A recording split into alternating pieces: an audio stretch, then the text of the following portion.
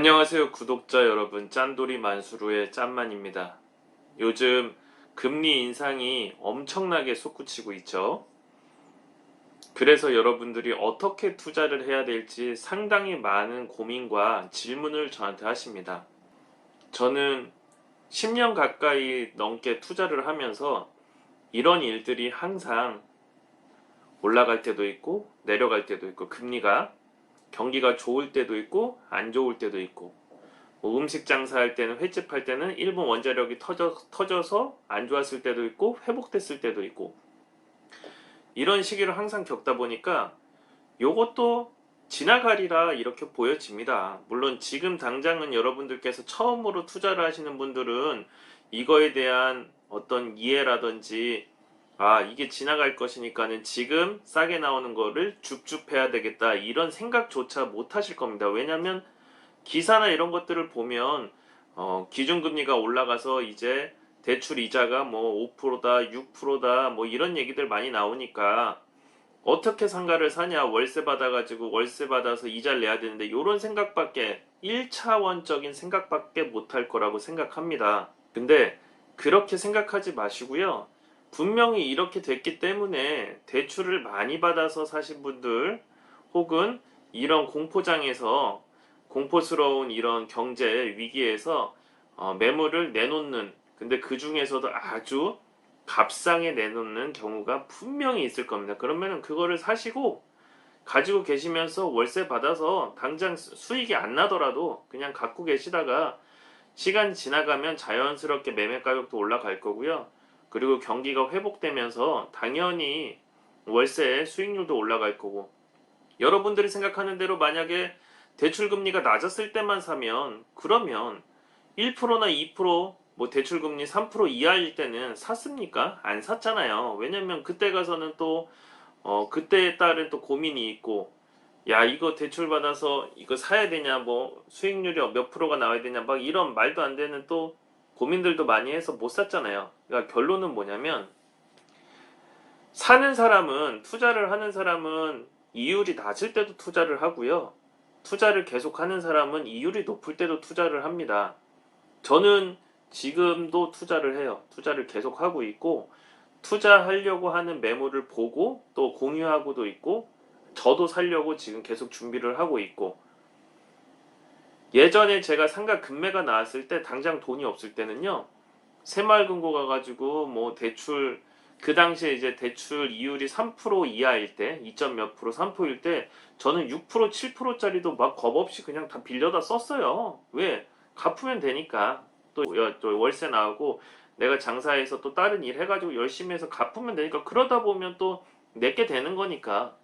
그리고 원금 상환이랑 같이 하게 되면 대출은 계속 줄어들기 때문에 크게 무서워하지 않아도 된다. 그리고 대신에 전제 조건이 있습니다. 그러려면 대출 이율이 아무리 올라가더라도 공실률이 없을 만한 정말 좋은 자리를 찾아야 되는 건데, 그거를 찾는 방법을 제가 여기 인터넷상에 있는 내용과 제 의견을 이제 접목해가지고 말씀드리도록 하겠습니다.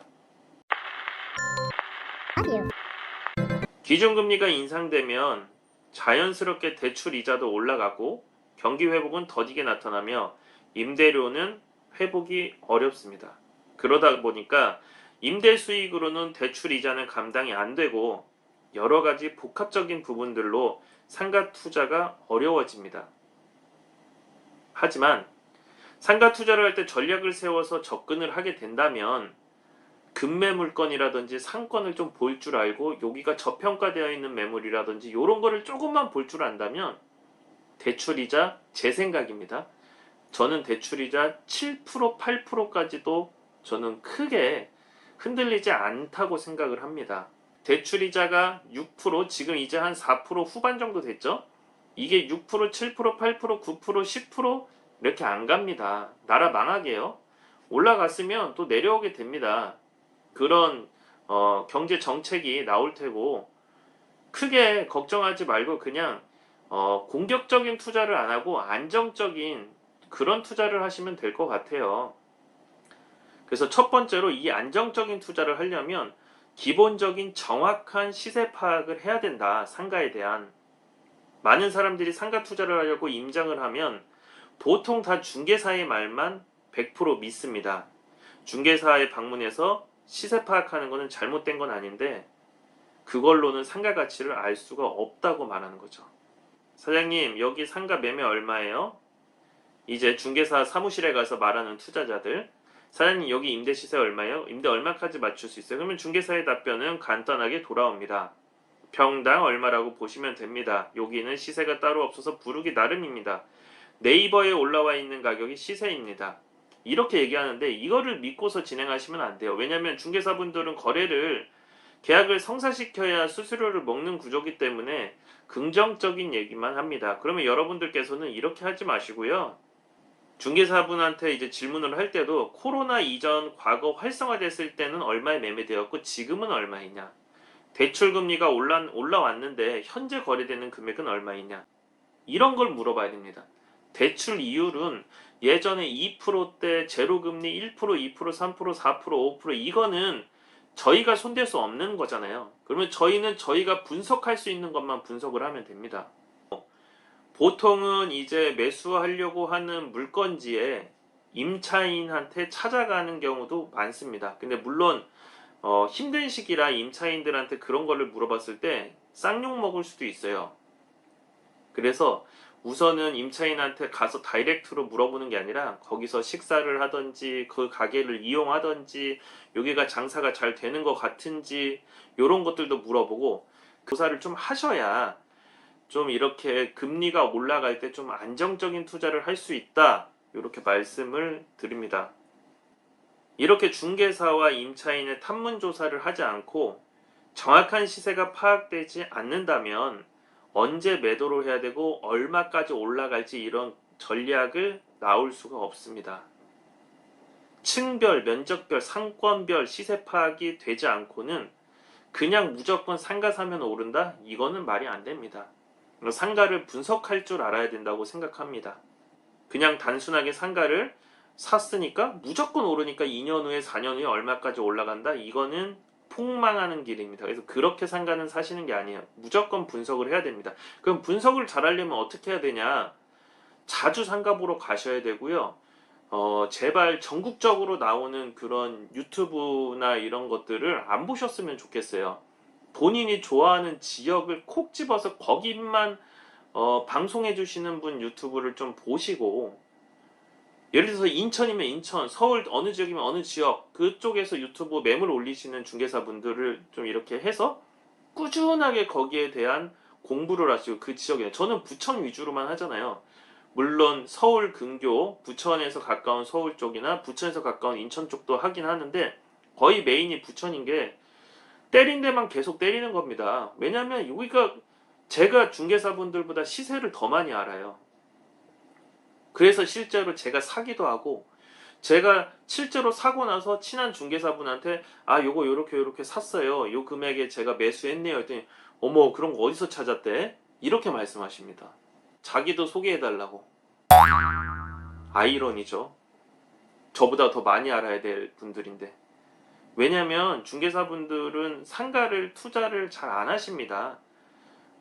보통 집이나 혹은 분양 빌라나 혹은 뭐 땅 매매업이나 이런 걸로 하셔서 그냥 수익을 높여서 그걸로 먹고 사시려고 하지, 투자를 해서 여기서 임대 수익이 얼마가 나오고 이거를 팔아서 시세 차익이 얼마고, 이거는 말 그대로 전업 투자자나 하는 거지 중개사분들이 할 일은 거의 아니죠. 왜냐면 중개사분들은 그 한 사무실에 항상 있다 보니까 거기에서 이제 몰두해 있기 때문에 이렇게 해가지고 좀 시세 파악을 하는 거, 그리고 분석도 할 줄, 항상 그 동네 가셔가지고 분석도 하셔야 되고 그렇게 하셔야 됩니다. 꼭 부천을 투자하는 게 아니에요. 여러분들이 있는 동네를 이런 식으로 투자를 하라. 그래야 금리가 높을 때도 안정적인 저평가되어 있는 걸 사서 인상을 시킬 수 있다. 매매 가격도 올라갈 수가 있는 거고 월세 임대 수익도 올라갈 수가 있는 것이다. 예를 들어서 살 때부터 7%야. 6%짜리 금매를 사. 근데 내가 봤을 때는 이거는 10%, 11%, 12%까지 올라갈 만한 상가예요. 그런 거 사면 되잖아요. 그러면 금리가 아무리 올라간다고 해도 다 남잖아요. 그럼 10%, 12%, 13%까지 매매 가격이 올라간다고 하면 나중에 평균 시세가 맞춰져 가지고 주변 시세에 맞춰서 현재 내가 샀던 매물이 올라간다고 하면 뭔 상관이에요. 대출 이자가 올라가는 게 어차피 떨어질 텐데. 그런 좀 여유로운 마음가짐으로 투자를 하셨으면 좋겠다. 그러려면 분석은 필수예요. 필수. 시장의 변화와 공실의 변화 파악이 중요하다.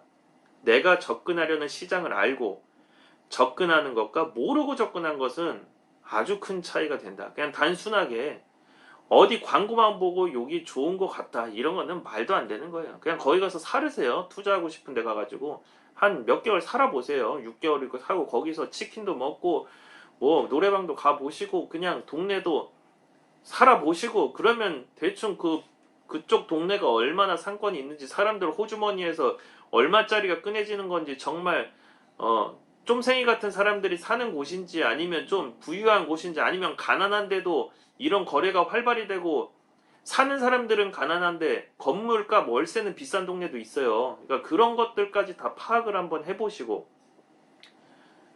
먹성이 좀 많은 곳이 있는지 뭐 이런 것들까지도 다 좀 체크를 하셔야 되지 않을까. 그래서 시장의 변화, 공실의 변화 파악이 중요하다. 현재 이 동네 내가 투자하려는 곳의 시장이 얼마나 좋은 시장인지 아니면 점점 안 좋아지고 있는 시장인지도 알아야 된다.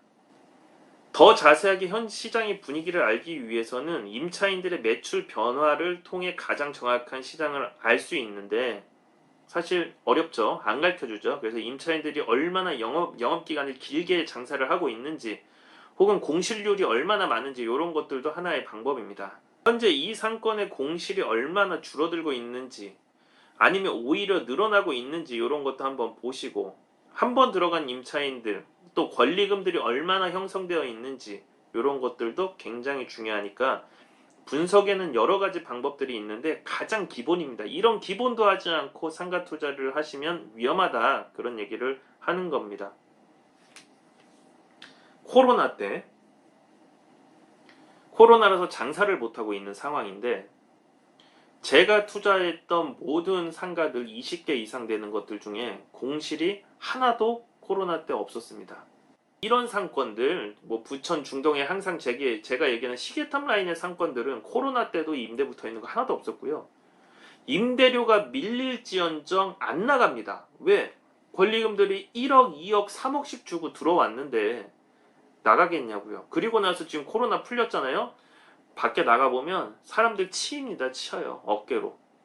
그리고 BJ들 막 나와서 분수대 앞에서 춤추고 나는 오히려 요즘 유튜브랑 이런 아프리카 TV BJ들이 활발히 활동하는 게 저는 장사하는 입장에선 더 좋다고 생각해요. 왜냐하면 눈에 볼 게 많고 사람들이 거기서 춤추고 있고 그러면 더 각인이 생겨서 요즘 중동 시계탑 쪽들 와보면 BJ들 출몰을 엄청 많이 합니다. 재밌어요. 그래서 그런 사람들이 많아질수록 이쪽이 더 주목받는구나. 그러면 상권은 더 좋아질 테고 매매 가격은 더 오르겠구나. 뭐 요런 한 요소, BJ들도 한 요소라고 보여집니다. 그래서 이런 것들까지도 다 분석을 해야 되는 거예요. 그리고 마지막으로 업종의 변화인데 코로나 이전과 이후에 업종의 형태가 급 변화되면서 기존 업종이 폐업하고 새로운 업종의 형태를 보이는 모습을 보이고 있습니다. 모두가 코로나를 겪어보면 알겠지만 비대면 업종의 형태를 보이는 업종이 늘어나고 배달 위주의 업종이 늘어난 모습을 볼 수 있습니다. 하지만 이런 업종이 꼭 유망 업종이라고 할 수는 없습니다. 이런 것을 알 수 있는 가장 큰 이유는 최근 주변에서 쉽게 찾아볼 수 있습니다. 위드 코로나로 영업 제한과 인원 제한이 풀리면서 예전 중심 상권을 중심으로 빠르게 상권이 회복되는 모습을 볼 수 있습니다. 한 번이라도 위드 코로나가 시작되면 예정 상권을 나가봤다면 충분히 이해하고 공감할 수 있다. 그러니까 이게 배달 업종이 이제 코로나 때 활발히 되다가 위드 코로나가 되니까 요즘 또 배달 업종이 죽었죠. 그렇기 때문에 요즘 메인 상권들이 또 살아나고 있는 겁니다. 그래서 자, 예전에 코로나 때 메인 상권의 매물들이 많이 남았었어요. 그래서 제가 저희 멤버십 회원분들한테도 정보를 드렸고 줍줍하신 분들이 상당히 많습니다. 저 초창기 때 이 중동 라인에 굉장히 유명한 유흥업소가 8억에 나온 적이 있어요. 저 초창기 구독자 우리 땡땡땡 사장님 지금도 저를 응원해 주시는 8억에 매매를 하셨는데 그때 코로나 때 아마 사셨을 거예요. 지금 코로나 풀리고 나서 그게 매매 가격이요 13억입니다. 지금 현재 한 그냥 월세도 월세대로 500씩 받으시고 한 5억 버신 거예요. 물론 안 파시겠죠. 가끔씩 우리 구독자분께서 박땡땡 우리 구독자분께서 가끔씩 저 댓글에다가 저를 만난 이후로 삶이 많이 바뀌었습니다. 이런 댓글을 써주실 때 보는 눈이 많이 바뀌었습니다. 계속 자영업만 하신 분이거든요. 이런 말씀을 해주실 때 정말 뿌듯합니다. 그래서 절대 망하지 않는 이런 상가를 분석하고 투자만 하실 줄만 안다면 금리 인상은 코로나에 비하면 아무것도 아니죠. 영업 제한에 비하면. 뭘 그걸 무서워가지고 맨날 전화 와가지고 상가 투자 어떡하냐고 금리 이제 올랐는데 사면 안 되는 거 아니냐고. 그러면 올랐다가 한 10년 있다가 제로금리 됐을 때 사세요. 그러면 또 그때 가면은 상가 가격이 엄청 올라가겠죠. 10년 흘렀으니까. 그러니까 그렇게 부정적인 것만 봐서는 투자를 못 합니다. 그냥 금리가 낮을 때나 금리가 오를 때나 그런 거 신경 안 쓰고 분석만 제대로 할 줄 안다고 하면 기회의 시간이에요. 기회의 시간 오히려. 막 저는 지금 눈에서 막 레이저가 엄청 나오고 있어요. 좋은 상가 줍줍하려고. 줍줍하고 분석도 하고 좀 공유도 하고 저도 사기도 하고.